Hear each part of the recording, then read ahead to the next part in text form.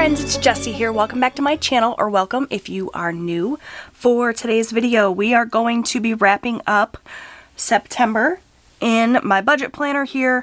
We are looking at the budget I wrote for my husband's fourth and final paycheck of the month. We're also going to wrap up my weekly check-in, take a look at everything we spent, see how closely we stuck to the budget.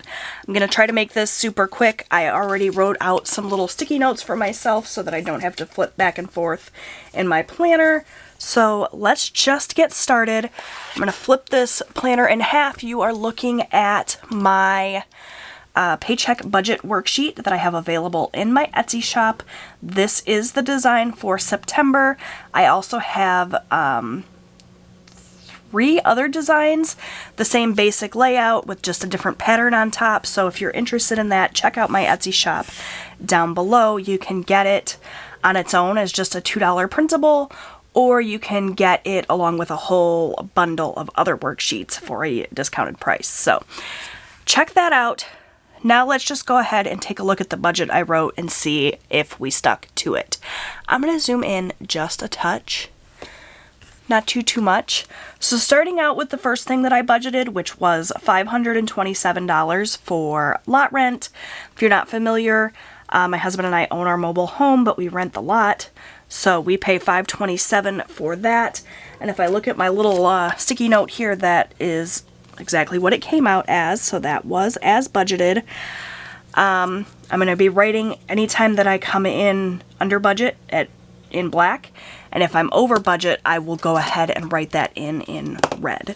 So for water, I budgeted $50. That came out at $43.98. So that was under budget, which is always a good thing. And then for cable, I budgeted $65, and that came out at $62.44. So that was under budget as well.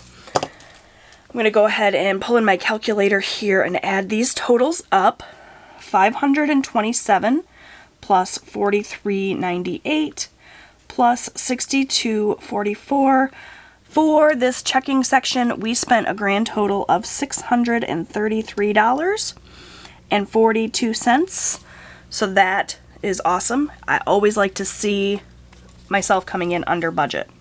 For the cash envelope section, this is all as budgeted.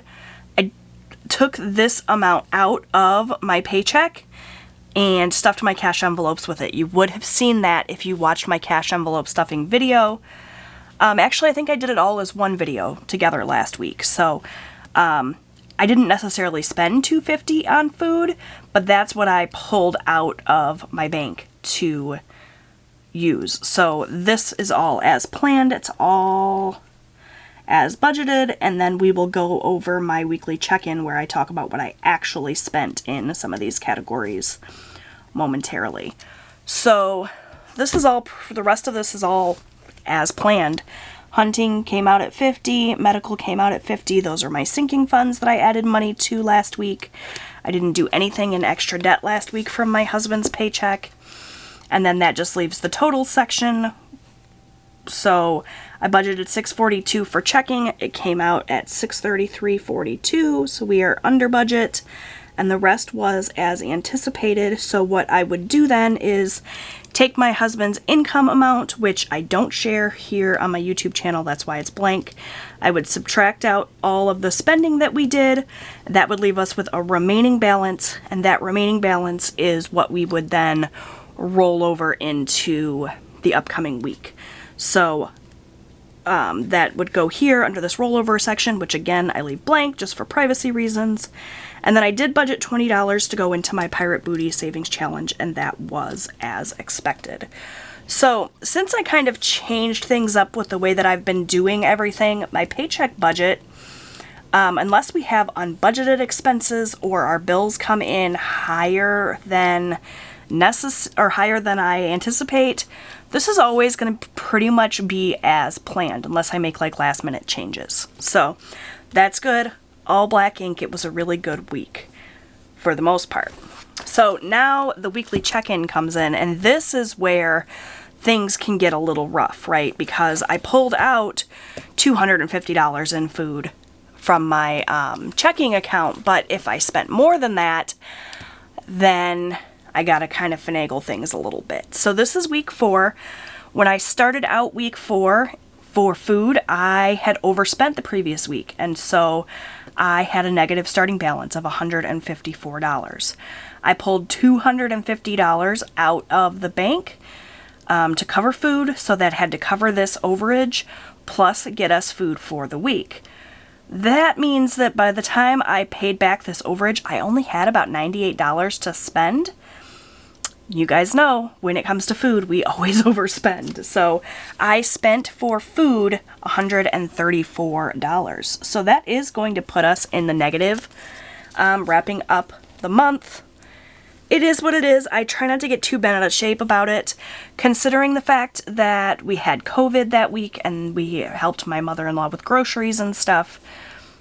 I'm totally okay with us being a little bit over budget overall for the month.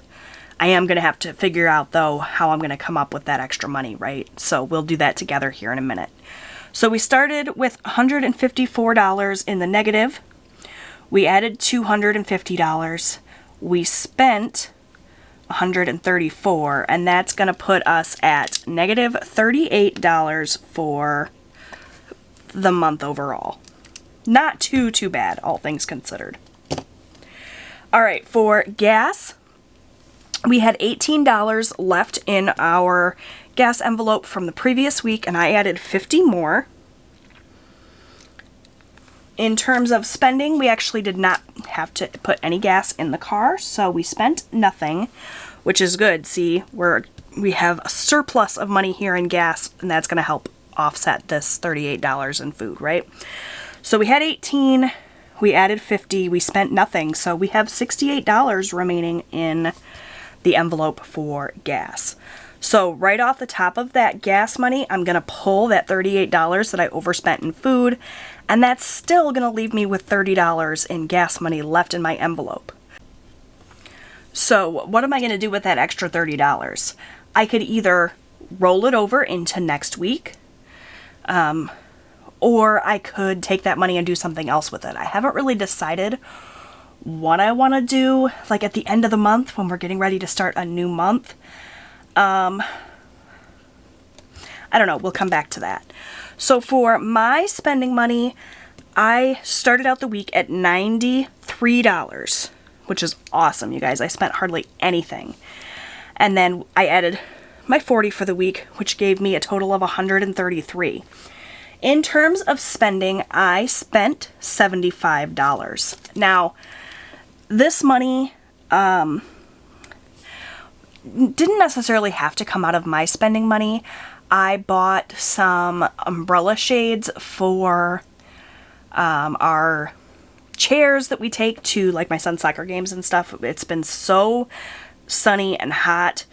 We haven't moved yet into fall, so I really wanted to get those. That could have come out of a sinking fund or something, but since I had so much money left, I decided just to go ahead and take that out of my spending money. And then the other thing I purchased, which has not arrived yet, but I'm pretty excited about it, is one of those coin counting jars from Amazon. So you guys know I always keep all of my excess change here in a jar, but I wanted to get one of those counting jars that like counts it as you add the change. So that's what I went ahead and did, and that was part of that $75 as well. So I've got a couple of fun Amazon packages coming, which I'm really excited about. So if I take that $75 off, I'm still left with $58 remaining in my spending money. And again, I don't know if I want to roll that over into next month or if I want to do something else with it. We'll see. So for miscellaneous, I started the week with 40, and we added our 20, which gave us 60. And then in terms of spending, we actually spent $50. We went to the varsity soccer game, and we're a really big part of the soccer program from when my oldest son played soccer. My youngest son will be joining the varsity soccer team next year when he goes to high school, so we're really involved in the program. We like to go to the games when we can and support everything.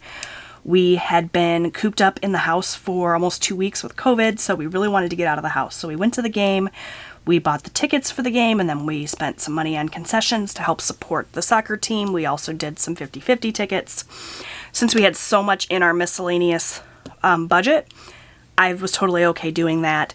And even with all that spending, we had a great time. We're still left with $10 in that miscellaneous envelope at the end of the month. So the thing that I really learned in September was that rolling over our money week to week is the way to go.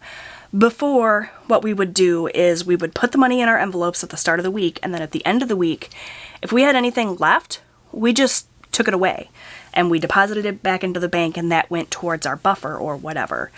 But because of that, it was one of those like use it or lose it situations. So for my spending, for example, I knew that if I didn't spend that money, I wasn't going to get to. I was going to lose it. And while it's great that it was going towards our buffer or going towards an extra debt payment sometimes or whatever, I was constantly feeling like I've got this $40 in my pocket and it's burning a hole in my pocket because if I don't use it, I'm going to lose it. So I was spending a lot more.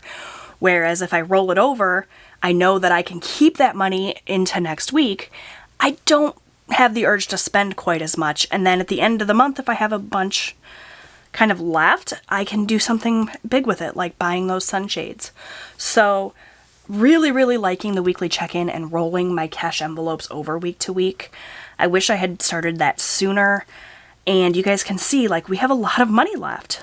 This unbudgeted amount, by the way, we had $225 for pest control at the start of the month. That's already been paid back, so I don't need to worry about that. And we didn't have any other unbudgeted spending this week. So it was a total of negative $225 for the month, but I was already able to cover that expense with my buffer. So really overall, I mean, I guess this should be in red, right? Really overall, though, it was not too bad. And I feel like we did excellent with having money left over. So I am going to take the $30 out, the $38, I guess, out of my gas envelope to cover the overage in food. The overage in the unbudgeted amount has already been taken care of. So I'm just going to pull this out of my gas envelope. You know, it says I should have 68, and that is what I have here. So I'm just going to take the 38 that I overspent in food, deposit it in the bank to cover that overage, and that's still going to leave me with lots of cash left. So I'm going to think a little bit about what I want to do with my cash, if I want to roll it over into the new month, or if I want to maybe add it to one of my sinking funds. That's not a bad idea. Or if I want to put it towards an extra debt payment. I don't know. Leave me a comment down below and tell me what you think I should do. So really quickly, let me just figure out exactly what I have left in my cash envelopes. So we have 30 left in our gas after I pay the overage in food, 58 and 10. So I have a total of $98. What should I do with that, you guys? Should I continue to roll it over into the new week? Should I make an extra debt payment with it? Should I put it into one of my sinking funds? I'd like to hear your opinion. Let me know what you think. And I'm going to think about it, and I'll let you guys know what I decide to do with that in an upcoming video. So that is it for my weekly check-in and for my budget results.